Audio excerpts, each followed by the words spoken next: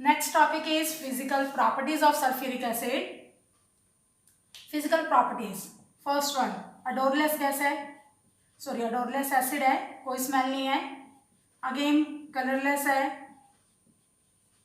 Test की बात करें, अगेन ये भी एसिड है तो उसका टेस्ट भी क्या है, सोर टेस्ट है. नेक्स्ट वन, वाटर से हैवियर है, ऑयली लिक्विड है, ऑयली है. एंड इसी बेस पे हमने इसको नेम दिया था, मिडल एजेस में इसको क्या नेम दिया गया था, ऑयल ऑफ विट्रोल का नेम दिया गया था. Next one, non volatile liquid है. HCl एंड HNO3 स्टडी किया था, वो दोनों क्या थे, वॉलेटाइल लिक्विड. बट ये कौन सा लिक्विड है, नॉन वॉलेटाइल लिक्विड.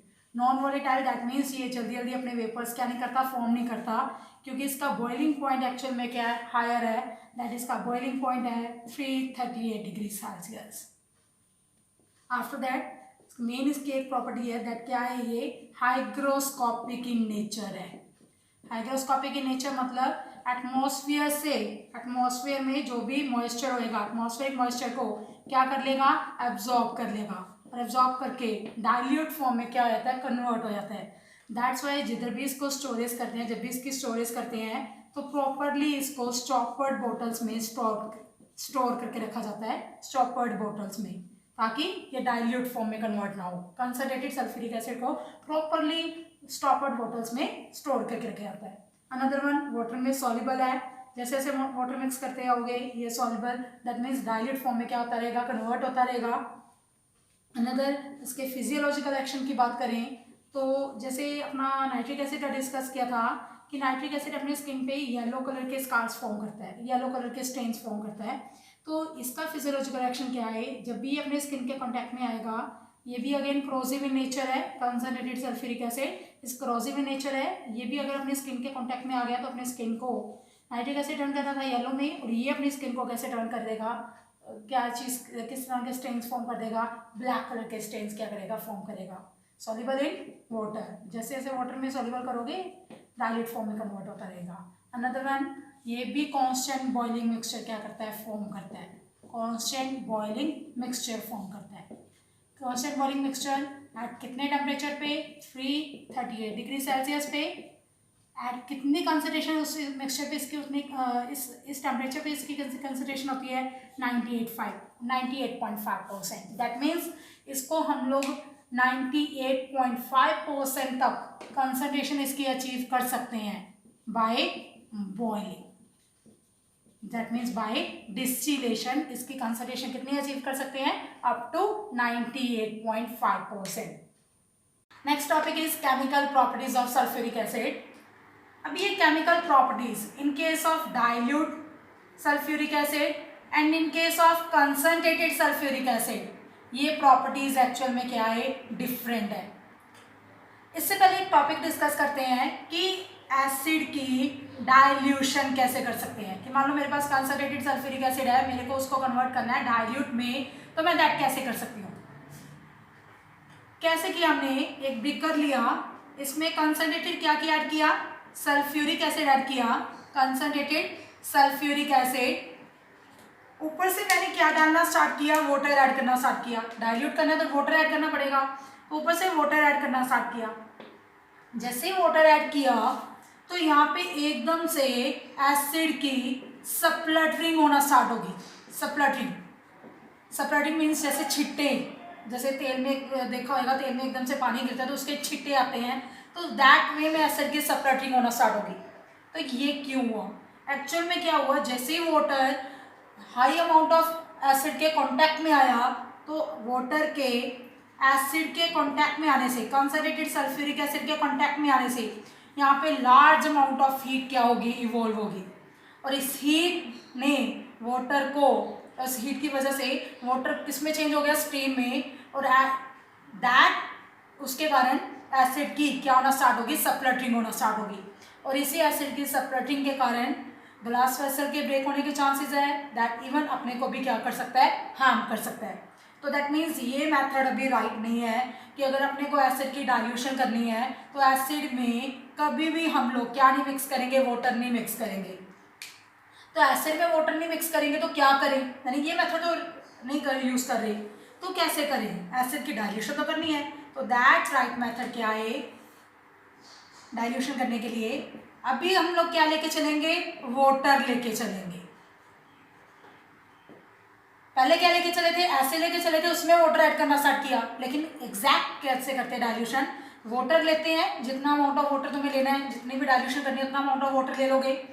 अब इसमें क्या डालना स्टार्ट करेंगे, एसिड ऐड करना स्टार्ट करेंगे। एसिड को बिल्कुल इसके माउथ साइड पे लगा के टेस्ट ट्यूब के साइड से ऐड करेंगे, सीधा ऐसे ड्रॉप बाय ड्रॉप नहीं ऐड करेंगे, that means little bye little इसके माउथ पे लगा के क्या करेंगे, ऐड करेंगे, वो भी बहुत लिटिल क्वांटिटी में, थोड़ा सा ऐसे डालेंगे, इसको साथ के साथ क्या कर देंगे, स्टेरर से स्टेयर अप करते रहेंगे, साथ के साथ स्टेरर से स्टेयर अप करते रहेंगे, फिर थोड़ा सा ऐसे डालेंगे, फिर स्टेयर अप करते रहेंगे, जितनी भी अमाउंट ऑफ तुम्हें एसिड डालनी है वो थोड़ा थोड़ा डाल के स्टेयरिंग कर लेंगे, फिर डाल के फिर स्टेयरिंग कर लेंगे।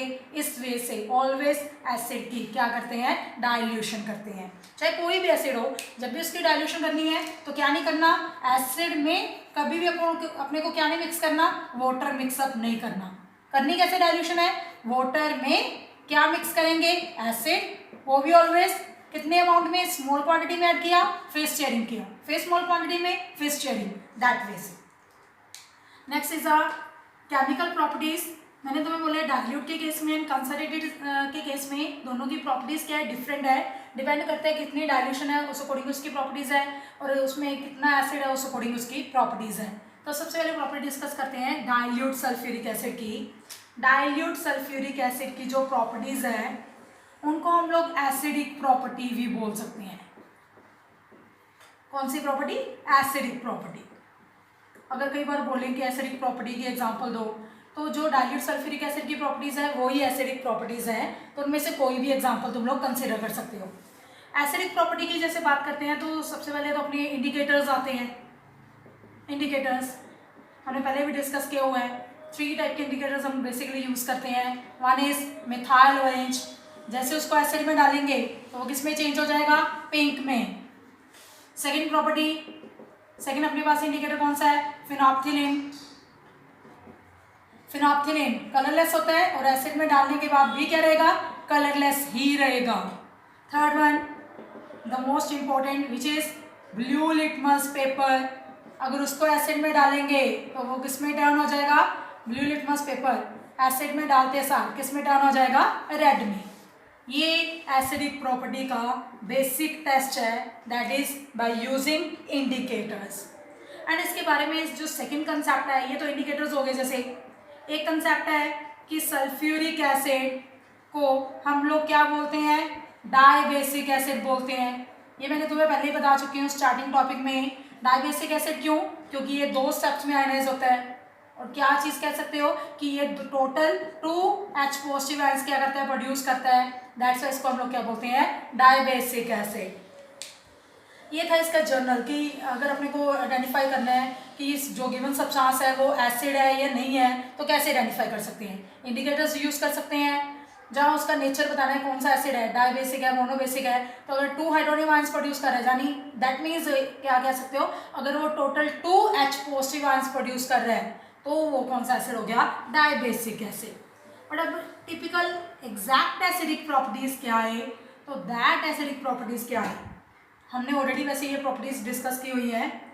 फर्स्ट एसिडिक प्रॉपर्टी है कि जब भी मेटल के साथ डाइल्यूट एसिड H2SO4 यानी कि रिएक्ट करेगा तो क्या बनाएगा, सॉल्ट प्लस हाइड्रोजन। तो मैंने ऐसे बोला था, रिमेंबर ऐसे करो, जब भी मेटल होएगा तो कौन सी गैस होएगी, हाइड्रोजन, किसी भी एसिड के साथ। यहाँ पे HCl भी ले सकते थे पर एक नहीं ले सकते, HNO3। लास्ट चैप्टर में हमने किया है, HNO3 कभी भी मेटल के साथ हाइड्रोजन नहीं बनाता, क्योंकि HNO3 स्ट्रॉन्ग ऑक्सीडाइजिंग एजेंट है, वो हाइड्रोजन रिलीज करने के बजाय उसको भी ऑक्सीडाइज करके वाटर बना देता है। तो फिलहाल डाइल्यूट H2SO4 की प्रॉपर्टी डिस्कस करें तो इसी पे रहते हैं। यानी फर्स्ट प्रॉपर्टी होगी कि मेटल जब भी डाइल्यूट H2SO4 के साथ रिएक्ट करेगा तो क्या बनाएगा, सॉल्ट प्लस हाइड्रोजन। कोई भी मेटल लेके चल पो रिएक्टिविटी सीरीज में, हाइड्रोजन के अब जो भी मेटल्स है कोई मर्जी लेके चल जाओ, वो सॉल्ट प्लस हाइड्रोजन बनाएगा। जैसे मान लो मैं Na लेके चल दी, चाहे सपोज Mg ले लो, चाहे Zn ले लो, चाहे Ca ले लो, कोई मर्जी ले लो। जब ये क्या रिएक्ट करेगा विद डाइल्यूट H2SO4 तो ये क्या बना देगा सॉल्ट। जैसे Na के केस में क्या सॉल्ट बन जाएगा Na2SO4 प्लस H2। Mg के केस में SO4 से रिएक्ट करके MgSO4 प्लस H2। अगर मेरे पास Zn है तो ZnSO4 प्लस H2। अगर Ca है तो CaSO4 प्लस H2। इस वे में ये किसी भी रिएक्टिविटी सीरीज में हाइड्रोजन के वक्त जो भी मेटल्स अपने potassium, sodium, calcium, magnesium, zinc, iron, these metals के साथ जो भी हाइड्रोजन की सीरीज के वर्क हो गए उनके साथ रिएक्ट करके salt that is metal sulphate बना देगा। प्लस क्या कौन सी गैस रिलीज करेगा हाइड्रोजन गैस। ये इसकी first chemical property. Second chemical property क्या है, अगर ये किसके साथ रिएक्ट करे विद मेटल ऑक्साइड या हाइड्रोक्साइड के साथ रिएक्ट करे डाइल्यूट H2SO4 तो ये क्या बनाएगा सॉल्ट। कौन सा सॉल्ट मेटल सल्फेट प्लस यहाँ पे क्या रिलीज होएगा वाटर। फर्क क्या है देखो, यहाँ पे मेटल था तो हाइड्रोजन, लेकिन अगर मेटल के साथ ऑक्साइड या हाइड्रोक्साइड लगाओ तो यहाँ पे क्या बन गया वाटर, बस ऑक्सीजन ऐड होगी। इसकी भी कोई भी एग्जांपल, चाहे मैं जैसे Na2O ले लूँ, चाहे मैं NaOH ले लूँ। एक मैंने मेटल ऑक्साइड ले लिया, एक मैंने क्या ले लिया मेटल हाइड्रोक्साइड ले लिया। रिएक्ट करवाना विद डाइल्यूट H2SO4। ये सारी प्रॉपर्टीज है, रिमेंबर रखना ये डाइल्यूट एसिड की है। फर्स्ट होगी रिएक्शन विद मेटल, सेकेंड होगी विद मेटल ऑक्साइड या मेटल हाइड्रोक्साइड। तो ये क्या बनाएगा मेटल ऑक्साइड या मेटल हाइड्रोक्साइड के साथ रिएक्ट कर रहे हैं तो मेटल सल्फेट के साथ कंबाइन करके मेटल सल्फेट, दोनों के केस में सेम ही बनेगा क्योंकि मेटल मैं लेके चली हूँ, प्लस क्या बन जाएगा वाटर। और इस रिएक्शन का स्पेशल नेम हम लोग क्या यूज कर सकते हैं, it is a neutralisation reaction also. Remember अगर हो तो न्यूट्रलाइजेशन क्या होती थी, in which acid reacts with base to form salt and water only. जब भी मेटल ऑक्साइड से रिएक्ट करवाओगे तो क्या बनाओगे वाटर। एंड थर्ड है chemical property, that chemical property है रिएक्शन विद मेटल कार्बोनेट और बाइकार्बोनेट के साथ जब भी डाइल्यूट H2SO4 रिएक्ट करेगा तो ये क्या बनाएगा अगेन सॉल्ट। कौन सा मेटेलिक सल्फेट प्लस इसमें क्या रिलीज होएगी CO2 plus water, a gas which turns lime water milky. तो मेटल कार्बोनेट कौन सा लेके चलूँ, अगेन वही लेके चलूँ जैसे Na2CO3, ये तो हो गया मेटल कार्बोनेट सोडियम कार्बोनेट। एक मैं लेके चलूँ MgHCO3, ये मैंने क्या ले लिया मेटल बाइकार्बोनेट ले लिया, सॉरी यहाँ पे होल्ड वाइज मेटल बाइकार्बोनेट, एक मैंने ले लिया मेटल कार्बोनेट। रिएक्ट करवाना है विद डाइल्यूट H2SO4 तो सॉल्ट कैसा अगेन मेटल सल्फेट के साथ कंबाइन करेगा, ऐसे होएगा सल्फेट के साथ मेटल कंबाइन कर गया तो इसका सॉल्ट कौन सा बन गया Na2SO4 और Mg की केस में क्या बन जाएगा MgSO4 प्लस कौन सी गैस रिलीज होएगी दोनों की केस में CO2 प्लस क्या रिलीज होएगा वाटर। अगेन वही चीज़ बोलूँगी, तुम लोग बेसिक इक्वेशन पे कंसंट्रेट करो। ये कोई भी मेटल ले सकते हो बट तुम लोग बेसिक इक्वेशन पे कंसंट्रेट करो कि जब भी मेटल कार्बोनेट जहाँ बाइकार्बोनेट आएगा तो salt plus CO2 plus water, लेकिन ऑक्साइड की केस में वाटर और मेटल की केस में हाइड्रोजन। देन है fourth chemical property with metal sulphide that means SO3 sulphide और बाइसल्फाइड के साथ रिएक्शन विद डाइल्यूट H2SO4 तो ये क्या बनाएगा, ये भी अगेन क्या बनाएगा सॉल्ट प्लस, बस इसमें CO3 था तो कौन सी गैस रिलीज हो रही थी CO2, यहाँ पे SO3 है तो यहाँ पे कौन सी गैस रिलीज होगी SO2 प्लस क्या बन गया वाटर। यहाँ पे मेरे ख्याल में एग्जांपल देने की जरूरत नहीं है, अगेन मैं कोई भी मेटल ले सकती हूँ, बस सॉल्ट कैसा बन जाएगा Na अगर तो NaSO4, Na2SO4 सॉरी, अगर Mg होता तो MgSO4, अगर Zn होता तो ZnSO4, रिमेनिंग प्रोडक्ट सेम रहेंगे SO2 and water. And fifth है इसकी chemical property, that fifth chemical property है reaction of dilute H2SO4 with metal sulphide. तो यहाँ किस केस में भी अगेन क्या बन जाएगा, सॉल्ट। कैसा सॉल्ट, मेटल का सल्फेट के साथ मेटल सल्फेट, प्लस क्या रिलीज होएगी यहाँ पे, हाइड्रोजन सल्फाइड। मेटल था तो हाइड्रोजन, लेकिन मेटल के साथ अगर सल्फाइड है तो हाइड्रोजन के साथ सल्फाइड आ गई, तो ये क्या बन गई, hydrogen sulphide, a gas having a rotten smell. अभी मेटल सल्फाइड कैसे, जैसे मैंने Na मेटल लिया था, यहाँ पे सपोज मेटल सल्फाइड में Na2SC ले लूँ, रिएक्शन करवा दो H2SO4 के साथ, तो ये क्या बन गया, अगेन सॉल्ट वही Na2SO4 प्लस कौन सी गैस रिलीज कर दी, H2S। अगर बेसिक इक्वेशन पे कंसिडर करें तो रिएक्शन अगर मेटल के साथ करवा रहे एसिड की तो H2, मेटल ऑक्साइड के साथ वाटर, कार्बोनेट के साथ CO2 एंड वाटर, सल्फाइड के साथ SO2 and water, and sulphide के साथ H2S, हाइड्रोजन सल्फाइड। ये सारी प्रॉपर्टीज हैं डाइल्यूट सल्फ्यूरिक एसिड की, एंड दीज प्रॉपर्टीज का हम लोग जो स्पेशल नेम यूज करते हैं दैट क्या यूज करेंगे, एसिडिक प्रॉपर्टी। अगर तुम्हें क्वेश्चन आता है कि सल्फ्यूरिक एसिड की एसिडिक प्रॉपर्टी शो करो, तो एसिडिक प्रॉपर्टी में से प्रॉपर्टी जब भी डिस्क्राइब करनी है तो इंडिकेटर्स के बारे में मत बताओ। कईयों की आदत होती है कई इंडिकेटर्स का कंसेप्ट बताने लग जाते हैं।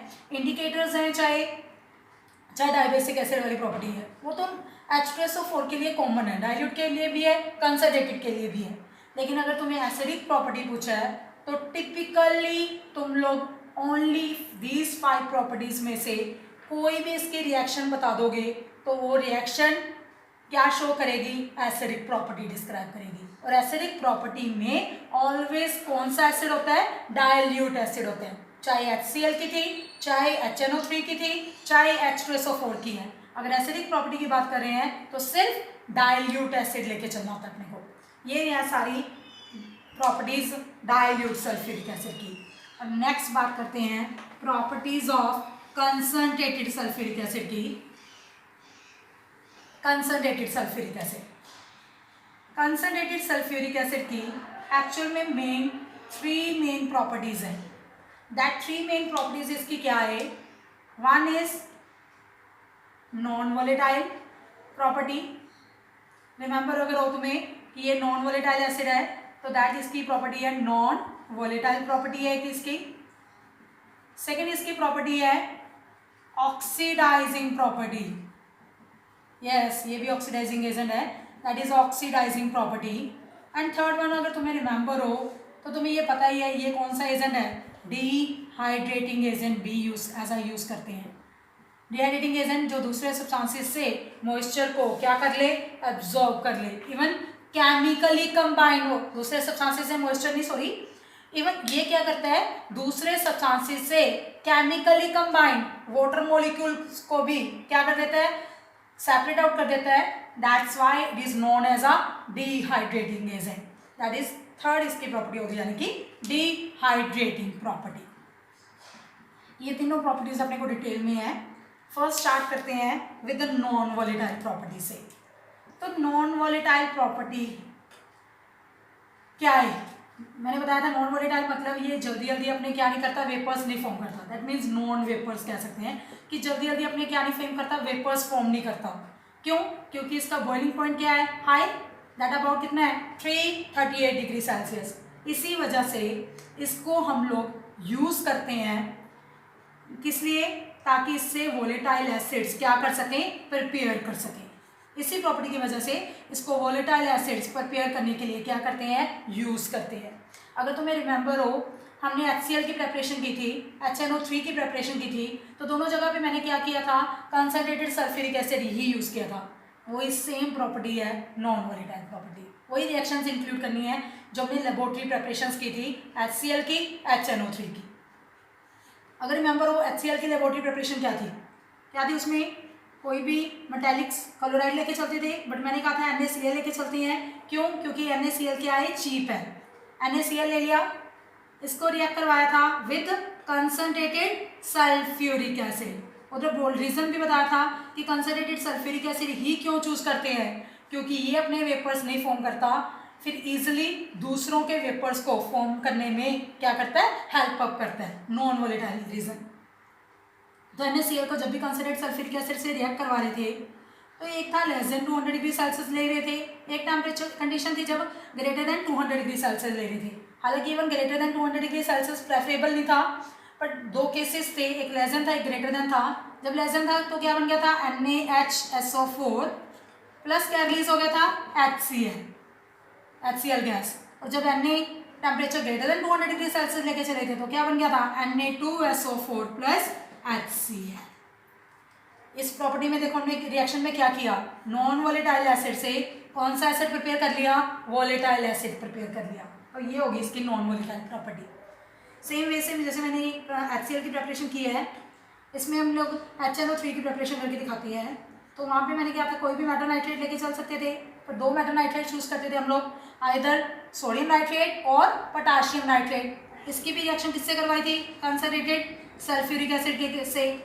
इसके भी दो केसेस से, एक था टेम्परेचर जब लेस देन 200 डिग्री सेल्सियस था, एक टेम्परेचर जब ग्रेटर देन 200 डिग्री सेल्सियस था।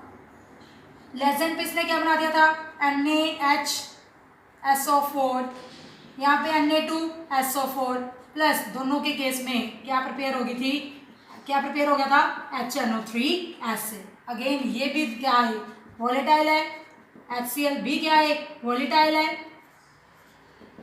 कौन सा एसिड प्रिपेयर हो गया, वोलेटाइल, लेके कौन सा चले थे, नॉन वोलेटाइल। दैट मीन्स इसकी नॉन वोलेटाइल प्रॉपर्टी के कारण इसको यूज करते हैं वोलेटाइल एसिड्स क्या करने के लिए, प्रिपेयर करने के लिए। ये है इसकी नॉन वोलेटाइल प्रॉपर्टी। सेकेंड है, that property is oxidising property. Concentrated sulphuric acid act as a oxidising agent. Why, क्योंकि जब सल्फ्यूरिक एसिड भी डिकम्पोज करता है तो ये प्रोड्यूस करता है कौन सा, कंसंट्रेटेड सल्फ्यूरिक एसिड। जब भी डिकम्पोज करेगा ये प्रोड्यूस करता है SO2 प्लस क्या रिलीज करता है, वाटर, और प्लस क्या रिलीज करता है, नेसेंट ऑक्सीजन। ये भी नेसेंट ऑक्सीजन प्रोड्यूस करता है, और इसी नेसेंट ऑक्सीजन के कारण ये कौन सी प्रॉपर्टी शो करता है, ऑक्सीडाइजिंग प्रॉपर्टी। और जब ऑक्सीडाइजिंग प्रॉपर्टी की बात करते हैं तो ये किस किस को ऑक्सीडाइज करता है, ये मेटल्स को ऑक्सीडाइज करता है, नॉन मेटल्स को ऑक्सीडाइज करता है, एंड ऑल्सो किसको ऑक्सीडाइज करता है, इनऑर्गेनिक कंपाउंड्स की भी ऑक्सीडेशन करता है, इनऑर्गेनिक कंपाउंड्स के साथ उनको भी ऑक्सीडाइज करता है। तो सबसे पहले डिस्कस करते हैं कौन से सभी मेटल्स को वैसे ऑक्सीडाइज करता है, पर हम कुछ जो सिलेबस के अकॉर्डिंग है दैट पर्टिकुलर मेटल्स ही लेके चलेंगे। सबसे पहले जब मेटल्स की बात करते हैं तो मेटल सिर्फ दो लेके चल रही हूँ, Zn and another is Cu। Another कोई भी मेटल लेके चल सकते थे, बट सिलेबस में अपने ये सिर्फ टू मेटल्स यूज कर रहे हैं तो दोनों लेके चली हूँ। इनको किससे रिएक्ट करवाना है, विद कंसंट्रेटेड सल्फ्यूरिक एसिड से। तो कंसंट्रेटेड सल्फ्यूरिक एसिड क्या कर जाएगा, डिकम्पोज हो जाएगा। डिकम्पोज होकर क्या प्रोड्यूस करता है, वन इज SO2, वो तो बनेगी प्लस सेकेंड प्रोडक्ट ऑलवेज क्या फॉर्म करता है, H2O, ये भी बनेगा। प्लस थर्ड प्रोडक्ट कौन सा रिलीज कर रहा था, ऑक्सीजन, नेसेंट ऑक्सीजन। ये Zn को क्या कर देगा, ऑक्सीडाइज, तो ये Zn को ऑक्सीडाइज करके यहाँ पे बना देगा ZnSO4। सेम वे से Cu को ऑक्सीडाइज करके क्या बना देगा, CuSO4। इस वे से इसने Zn एंड Cu को क्या कर दिया, ऑक्सीडाइज कर दिया, करके जिंक से जिंक सल्फेट और कॉपर से क्या बना दिया, कॉपर सल्फेट। प्लस क्या रिलीज होगी दोनों के केस में, SO2, एंड प्लस दोनों के केस में क्या रिलीज हो रही है, वाटर। दिस वे से ये मेटल्स के साथ रिएक्ट करेगा। एक रिमेंबर रखना, अगर यहाँ पे डाइल्यूट होता, रिमेंबर हो, डाइल्यूट ऑलवेज मेटल के साथ रिएक्ट करके क्या बनाएगा, salt plus hydrogen gas only. But यहाँ पे कंसंट्रेटेड है तो हाइड्रोजन ही क्या बन रहा है, वाटर, प्लस क्या बन रही है, SO2। कई बार क्वेश्चन भी आता है, मानो तुम्हें डिस्टिंग्विश करना है dilute H2SO4 and concentrated H2SO4 के बेस में डिफरेंस हो गई, केमिकल टेस्ट दो। तो हम लोग केमिकल टेस्ट कैसे दे सकते हैं कि दोनों को रिएक्शन करवा दो Zn से, चाहे Cu से, चाहे किसी भी मेटल और से। जब दोनों को जब रिएक्ट करवाएंगे Zn से, यहाँ पे कंसनट्रेटेड है, यहाँ पे डाइल्यूट है, तो इस केस में क्या बनेगा ZnSO4 प्लस कौन सी गैस बनेगी हाइड्रोजन। बट इस केस में क्या बनेगा सॉल्ट तो सेम बनेगा, प्लस बनेगी SO2 एंड प्लस बनेगा वाटर। प्रोडक्ट्स डिफरेंट हो गए। ये तो गैस है जो पॉप साउंड से बर्न कर रही है, बट इधर देखो कोई ऐसी गैस रिलीज ही नहीं हुई जो कि पॉप साउंड से बर्न करेगी। दैट मीन्स यहाँ पे हाइड्रोजन गैस नहीं निकल रही, वहाँ पे हमने क्या यूज़ किया है कंसनट्रेटेड। जिधर हाइड्रोजन गैस निकल रही है वहाँ पे हमने क्या यूज़ किया है डाइल्यूट। इस बेस पे डाइल्यूट एंड कंसनट्रेटेड H2SO4 के बीच में एक केमिकल टेस्ट दे सकते हैं। रिएक्शन किसके साथ करवा के विद द मेटल। जब भी मेटल के साथ रिएक्ट करेगा तो क्या बनाएगा salt plus SO2 plus water, कौन सा concentrated sulphuric acid. Second reaction है विद दिस की नॉन मेटल के साथ डिस्कस करते हैं। अगेन नॉन मेटल्स भी नंबर ऑफ नॉन मेटल्स के साथ रिएक्ट करता है, बट अपना सिर्फ 2 नॉन मेटल्स चूज करके चल रहे हैं जो सिलेबस के अकॉर्डिंग अगेन है। One is sulphur, second is carbon. इनको करवा रहे हैं कंसनट्रेटेड सल्फ्यूरिक एसिड से रिएक्शन। तो जैसे इसको कंसनट्रेटेड सल्फ्यूरिक एसिड से रिएक्ट करवाया तो SO2 तो रिलीज होना ही होना है, प्लस क्या रिलीज हो गया वाटर। इसके केस में भी SO2 प्लस वाटर, ये तो रिलीज होएगा, प्लस क्या रिलीज हो रही है नेसेंट ऑक्सीजन, वो C को ऑक्सीडाइज करके क्या बना देगी CO2, और S को ऑक्सीडाइज करके क्या बना देगी SO2। ऑलरेडी SO2 है तो वही सेम चीज़ है, तो दोबारा फिर SO2 फिर SO2 लिखने की जरूरत नहीं है। दैट मीन्स सल्फर के केस में ऑक्सीडाइज होकर क्या बन गया SO2, C के केस में ऑक्सीडाइज होकर क्या बन गया CO2, प्लस क्या रिलीज हो रहा था SO2 प्लस क्या रिलीज हो रहा है वाटर। इसमें भी SO2 ऑक्सीडाइज होकर SO2 बन गया, एक SO2 है तो बार बार लिखने की जरूरत नहीं, सिंगल टाइम SO2 लिखेंगे। यानी क्या हो गया सल्फर से SO2 प्लस वाटर, और कार्बन को ऑक्सीडाइज करके CO2 plus SO2 plus water. ये रिएक्शंस मोस्ट इंपॉर्टेंट है, अच्छे से एक बार देखना भी एंड लर्न भी करना साथ के साथ। थर्ड है इसकी reaction with inorganic compound. Inorganic compound कौन से लेके चलते हैं, एक इनऑर्गेनिक कंपाउंड लेके चलते हैं H2S, अनदर ऑर्गेनिक कंपाउंड है HBr। ये 2 ऑर्गेनिक कंपाउंड्स चूज किए। अगेन इनकी भी रिएक्शन किसके साथ करवानी है कंसनट्रेटेड सल्फ्यूरिक एसिड। इन दोनों को भी ऑक्सीडाइज करता है। कैसे ऑक्सीडाइज, जब भी ऑक्सीडाइज होएगा पहले तो ये खुद डिकम्पोज होएगा, डिकम्पोज होकर दोनों के केस में रिलीज करेगा SO2 तो रिलीज हो रही है दोनों के केस में, क्योंकि कंसनट्रेटेड सल्फ्यूरिक एसिड डिकम्पोज करके SO2 बनाता ही बनाता है, प्लस क्या बनाता है दोनों के केस में बन जाएगा वाटर। और इनको ऑक्सीडाइज कैसे करेगा, कैसे ऑक्सीडाइज करेगा हाइड्रोजन सल्फाइड को ऑक्सीडाइज करके, ये उसमें से हाइड्रोजन को उसने बाहर निकाल दिया, जिसके साथ ऑक्सीजन कंबाइन करके वाटर बना दिया, और इसको ऑक्सीडाइज करके या इससे हाइड्रोजन अलग कर देगा। ऑक्सीडेशन कैसे हो सकती है, या तो ऑक्सीजन ऐड करके, जहाँ हाइड्रोजन क्या करके रिमूव करके, तो ये इसमें से हाइड्रोजन रिमूव करके इससे क्या बना देगा सल्फर, येलो सल्फर। और इस केस में ये रिएक्ट करके यहाँ पे रिलीज करेगा reddish brown vapours of bromine. यहाँ पे येलो सल्फर फॉर्म हो रहा है, येलो सल्फर जिसके प्रेसिपिटेट्स होते हैं, येलो सल्फर फॉर्म हो रहा है, येलो सल्फर। और इस केस में इसने नीचे वाले केस में क्या रिलीज कर दिया reddish brown vapours of bromine,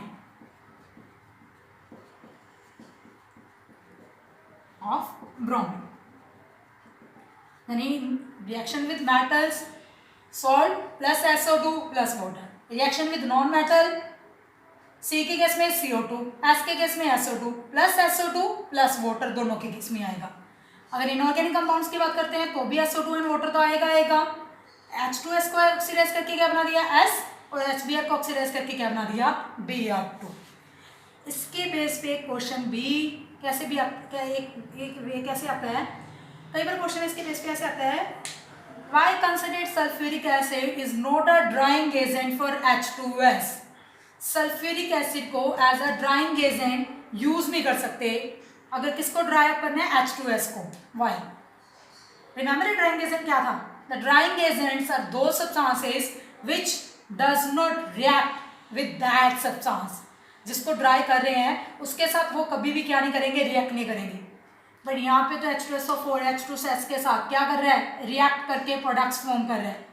तो दैट्स वाई इसको H2S को ड्राई करने के लिए कभी भी कंसनट्रेटेड सल्फ्यूरिक एसिड क्या नहीं कर सकते, यूज नहीं कर सकते।